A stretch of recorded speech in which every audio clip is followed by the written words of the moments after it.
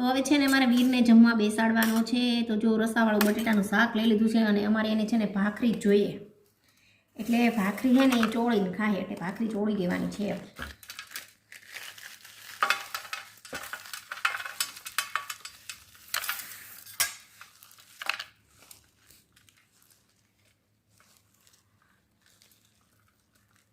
બટેટાના શાક સાથે ભાખરી ચોળીને ખાવાની મજા જ કંઈક ઓર હોય. સાચું કહેજો, હોય કે નહીં?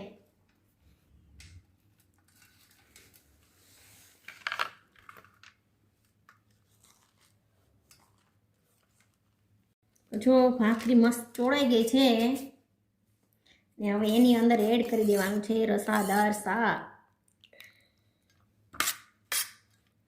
પછી હાથથી જ ખાવાનું, ચમચીથી ખાવાની નો મજા આવે, હાથથી જ મજા આવે.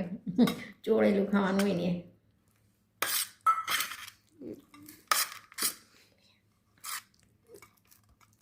કેવું ગરમ ને.